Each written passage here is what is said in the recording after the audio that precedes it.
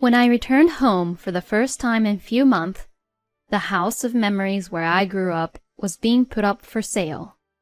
Since you were the one who said I could do whatever I wanted to do, I did it whatever I wanted to do.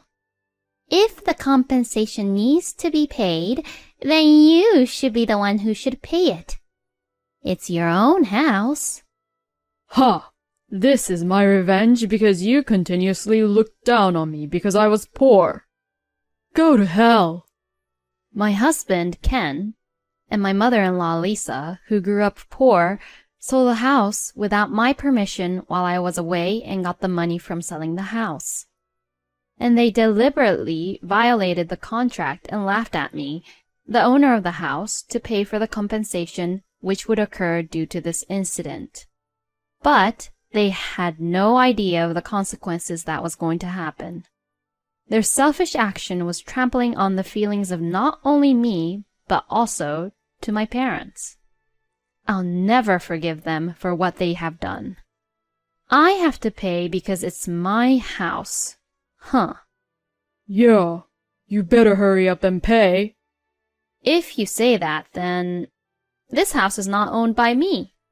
Huh?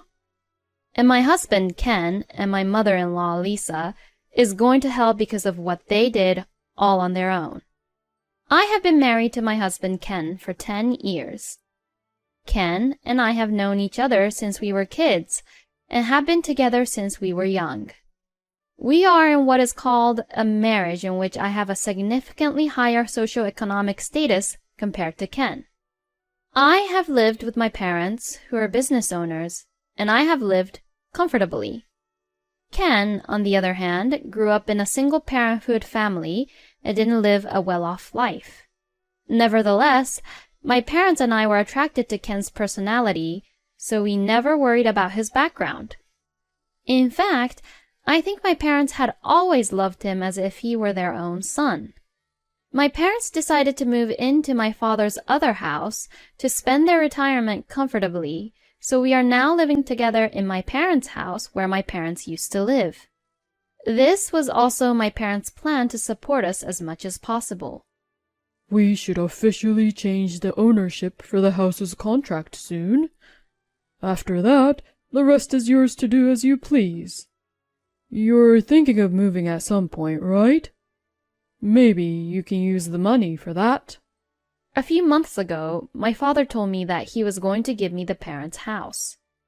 The house was all well cared for and was not at all inconvenient to live in, but it was too big for us who had decided not to have children. I thanked my parents, and even though it was before the ownership change, I slowly proceeded to deal with the real estate company. Hey, Ken, I told you to fill out this form. If I don't submit it today, we won't make it in time. How can we sell the house without this? Oh, just write it down then. You're only overreacting. If you submit it today, you'll make it in time. You don't have to tell me every single time, you know. Just do it on your own. Where did his kind and sincere personality go to? Since our marriage, Ken has become increasingly lazy and had left everything for me to do it. He routinely asks me to write very important documents on his behalf. If I refused, I would end up causing trouble to the family and thinking that if I do it, then everything would go peacefully, so I would just end up doing it myself. I wonder if he continued to treat me like a servant like this. We decided to sell the house we were currently living in together. We have also chosen a new house in a place that will be both beneficial for us. But I was worried about the future of my married life with Ken and spent my days wondering if this was the right thing to do or not.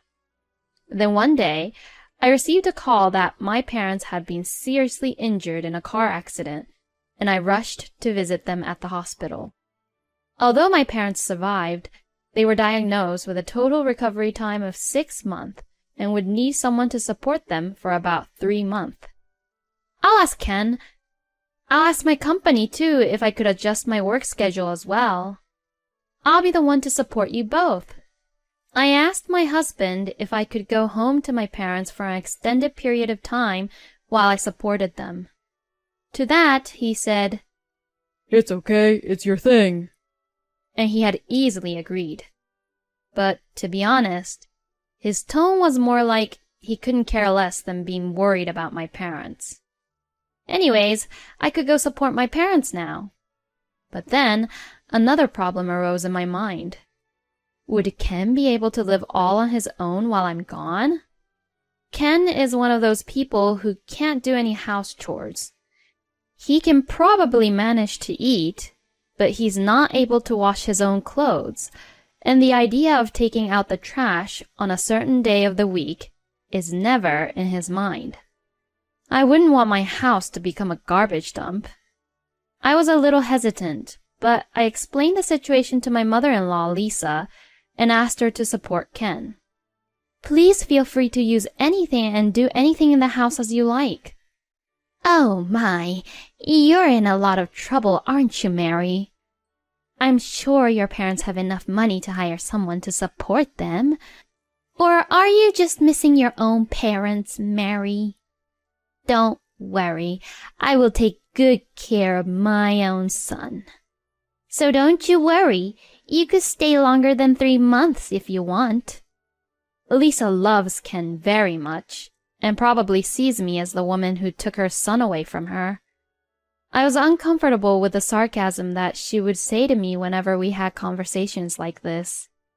However, I thanked Lisa while suppressing my annoyed feelings because I knew that she was the only one who I could rely on at the moment. Then, I only got what I needed and headed to where my parents were. Every day was very hectic, and 3 months passed by so quickly, and I couldn't really be in touch with Ken properly. But it was worth it, and my parents were getting better day by day, and once life after the hospitalization had settled down, I was ready to go home. I got into the car and hurried home. Leaving the natural surroundings of the town behind, I made my way through to the familiar landscape and arrived at home. But what? The house was no longer the house I knew. A for sale sign was posted in front of the house, and the real estate agency which was listed on the sign was unfamiliar to me. What's going on? I panicked and called Ken. On the other end of the line, I heard Ken snort out a little laugh, as if he was mocking me. "I sold that house and moved back to my parents' house. I did everything for you while you were gone."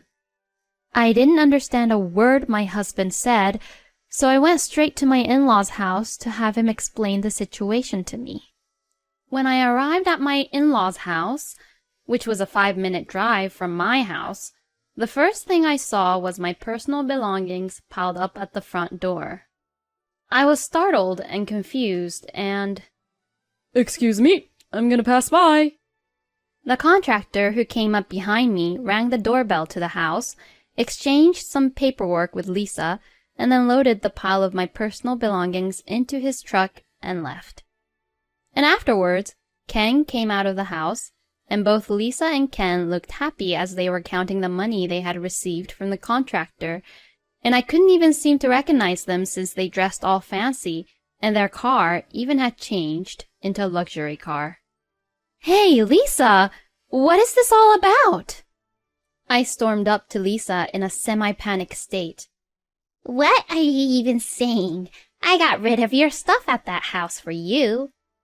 You bought all those useless stuff. I guess daughters like you don't know how to take care of your own stuff well, since you were too well off.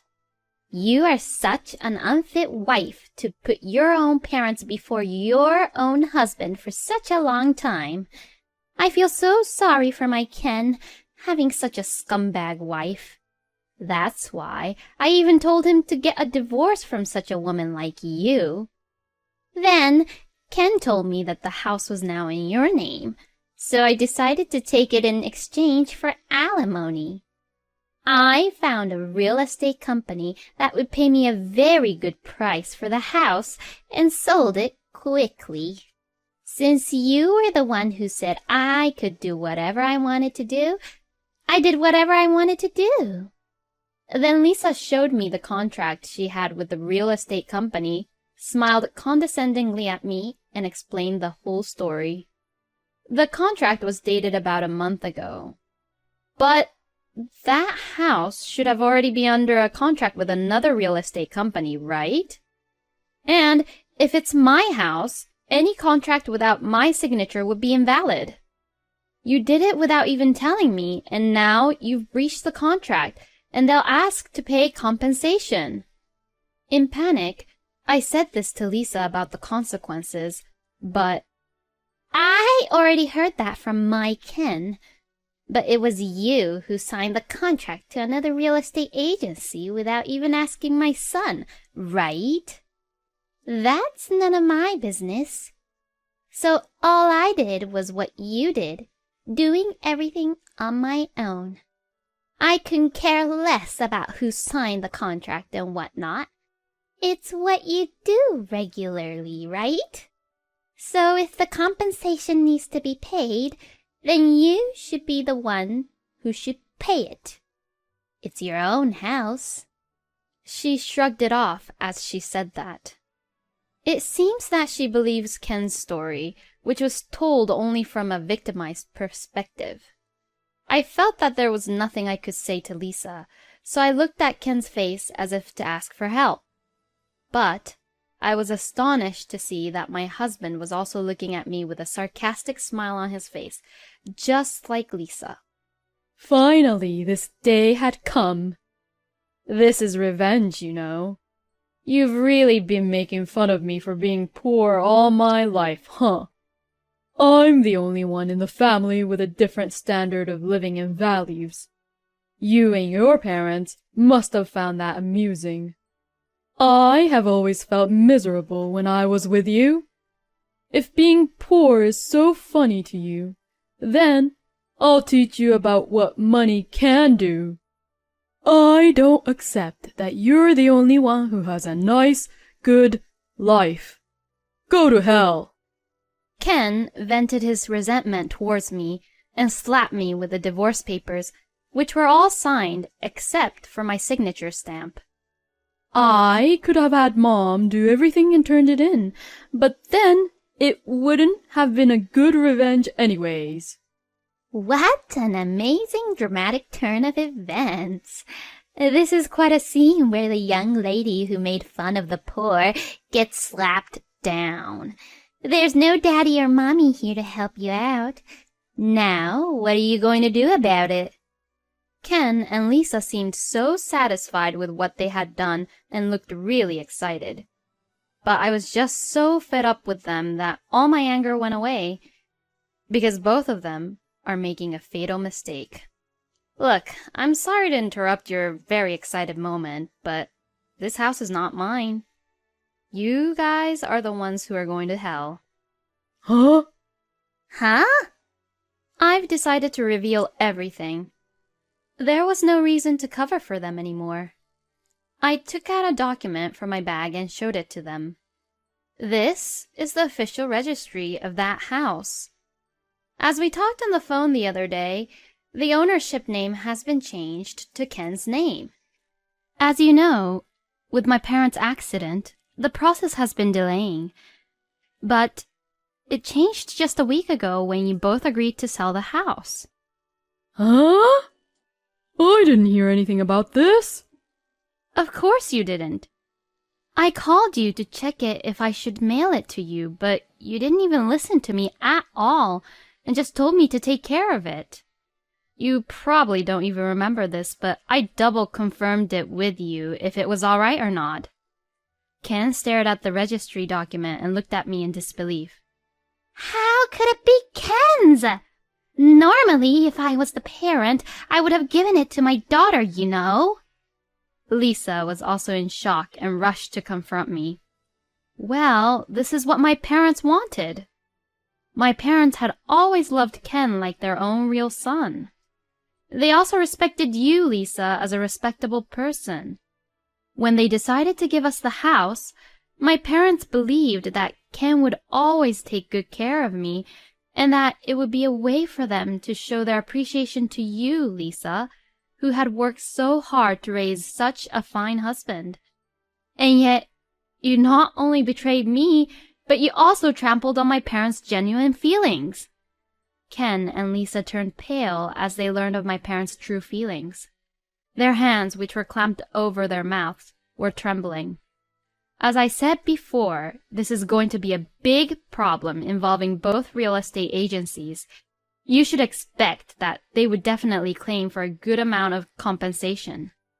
I will contact the real estate agency with whom I first signed the contract. So could you both just contact the real estate agency with whom you signed the contract on your own? I mean, I still can't believe that the real estate agency actually accepted your sloppy explanations and signed the contract. If you have an opinion, don't be a scum and do things like this, but say it to me earlier. It's not that you're poor because of money. You're poor because of your hearts. My tone became stronger and stronger, and finally I loudly accused both of them. And finally, I pulled out my cell phone to call the real estate agency, but... Wait a minute. This is not what I wanted. I was just sad because you left me. Anyway, let's work it out together as a married couple. Oh, I know. I could just buy the house that's on the market now and then call the old real estate agency about it, and we could just pretend that this never happened. You're rich, so can't you do that? Please. This whole thing started because of my mother. Ken, who had been with Lisa this whole time, changed sides and rubbed up against me in a panicking manner. He was probably trying his best to get me in a better mood, but he didn't seem to realize how selfish he sounded. Hey, Ken! Are you betraying me now? I made all the arrangements for you. I can't believe that you'd abandon your own mother and putting your wife first. What a heartless son! Oh? From what you said previously, it's scum to put parents first, right, Lisa? Then you're lucky that Ken is not a scum, aren't you? You should be saying that he's a fine son. Lisa seemed indignant at her own son's betrayal, but her own comment that she made previously bit her back, and she was unable to say anything anymore. That's right. You're the most important person to me right now, Mary. I'm going to change my attitude once again and do my very best. So... Don't get me wrong. No one said anything about forgiving you. Seeing that I had gotten Lisa to quiet down, Ken happily took my hand, but I briskly brushed his hand away and glared at him coldly. I was already fed up with your laziness to begin with. Besides, when things like this go wrong, you tend to blame other people, huh? And you leave people to take care of your own problems, huh? How can I even trust you to change your attitude? Let me say it clearly. I'm not your secretary or your servant. If you are an adult, you should at least take responsibility for your own actions. You will pay for this for the rest of your life. You and Lisa, both of you. With that, I snatched the divorce papers from Ken's hand, stamped my signature on the spot, and left the two of them, who were both in a shock. After that, despite some troubles, the divorce from my ex-husband was successfully finalized. Ken and Lisa sued my family, claiming that they had just been cheated by my parents and that our family was responsible for compensation, but of course, they lost. As expected, they are now being held liable for compensation by both the real estate agencies, and I am told that they would have to pay a significant amount of money because of their malicious actions. On top of that, they seem to blame each other for each other's fault. And from this, it looks like that they will be at rock bottom for a long time. As for me, the company had arranged for me to continue working remotely so that I could support my parents. So, I'm going back to my parents' place and continuing to support them while I work. Honey, your bath is ready. Thank you. I'll wash the dishes so you get in the bath first today. You must be tired after your rehab session. Well, then you should get in, Mary. I'll get in later. I also want to clean the bathtub after anyways, so you should get in and relax in the bath, Mom. My parents are still undergoing rehab from the accident, but they are still supporting each other and spending time together happily. I began to live with my parents for the first time in a long time, and seeing the two of them forever getting along with each other, I think to myself about this. After seeing my parents, I realized what was missing in my marriage with Ken. I think that it was respect and consideration for each other. There are things that I could have done to be more considerate, but thinking back, I don't believe that Ken and Lisa had any such feelings for me. At first, I was quite sad and frustrated by the divorce from Ken, but now I can say with confidence that it was for the best. If I ever meet someone again, I'll have to be very careful the next time. I hope I never have to worry my dad and mom again. I decided that I would definitely take the lessons I felt from the incident with Ken and Lisa and apply these experiences to the rest of my life. And I would also remember and never forget to thank my parents as I started my new life at a new place.